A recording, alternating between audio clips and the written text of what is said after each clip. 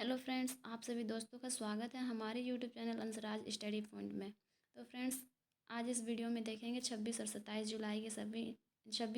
जुलाई के सभी important current affairs को।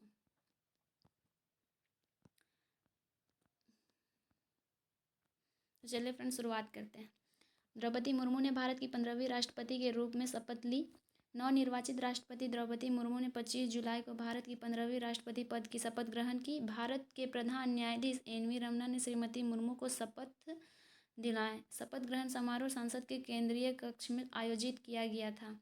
21 जुलाई को आए राष्ट्रपति चुनाव परिणाम में राष्ट्रपति मुर्मू ने यशवंत सिन्हा को पराजित किया था। राष्ट्रपति चुनाव में सत्तारूढ़ राष्ट्रीय जनतांत्रिक गठबंधन ने द्रौपदी मुर्मू को, जबकि विपक्षी दलों ने संयुक्त रूप से यशवंत सिन्हा को उम्मीदवार बनाया था। राष्ट्रपति द्रौपदी मुर्मू एक दृष्टि। राष्ट्रपति द्रौपदी मुर्मू राष्ट्रपति पद पर आसीन होने वाली पहली आदिवासी और दूसरी महिला है। 64 वर्षीय श्रीमती मुर्मू सबसे कम आयु की राष्ट्रपति है। वे देश की पहली ऐसी महिला है जिनका जन्म स्वतंत्रता के बाद हुआ है। उनका जन्म 20 जून 1958 को ओडिशा के मयूरभंज जिले में हुआ था।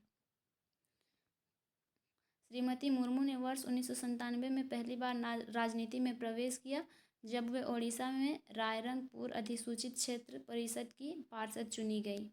श्रीमती मुर्मू वर्ष 2000 से 2009 तक रायरंगपुर विधानसभा क्षेत्र से 2 बार विधायक भी चुनी गई। उन्होंने ओडिशा सरकार में वाणिज्य, परिवहन, मत्स्य पालन और पशु संसाधन विकास मंत्री का पदभार संभाला। वह झारखंड की पहली महिला राज्यपाल थी, साथ ही किसी भी राज्य की राज्यपाल बनने वाली पहली आदिवासी नेता बनी। विश्व बैंक ने इंद्रमीत गिल को मुख्य अर्थशास्त्री नियुक्त किया।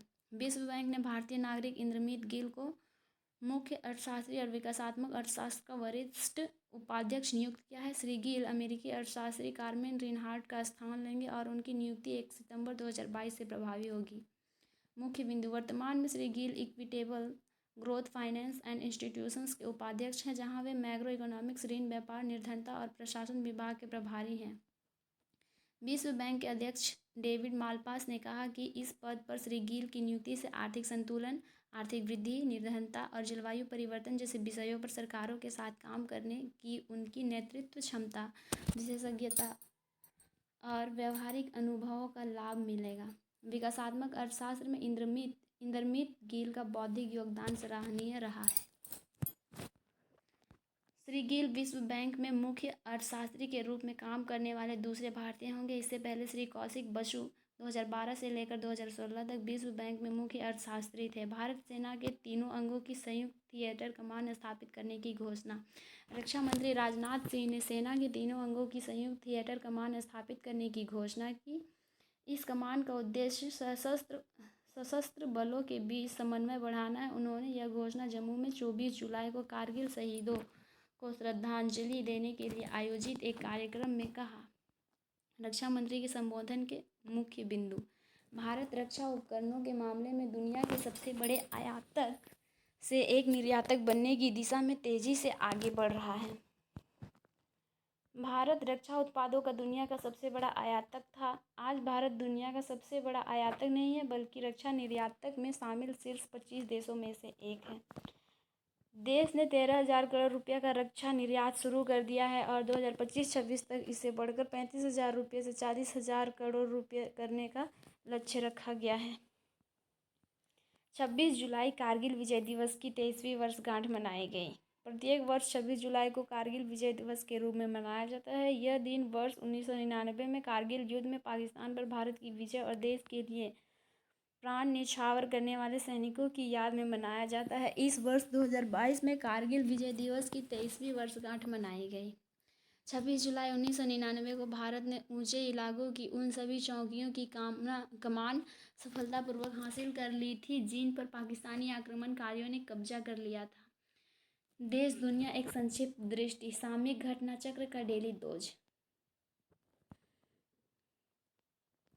एनडीडीबी मृदा लिमिटेड कंपनी का शुभारंभ। केंद्रीय मत्स्य पालन, पशुपालन और डेयरी मंत्री पुरुषोत्तम रूपाला ने एनडीडीबी मृदा लिमिटेड नाम की एक कंपनी का शुभारंभ किया है। इस कंपनी का उद्देश्य देश में उर्वरक प्रबंधन उपायों को मजबूत करना है। मृदा लिमिटेड राष्ट्रीय दुग्ध विकास बोर्ड एनडीडीबी के पूर्ण स्वामित्व वाली सहयोगी कंपनी है। यह कंपनी दुग्ध उत्पादक किसानों को गोबर की बिक्री से अतिरिक्त आय सृजित करने में मदद करेगा।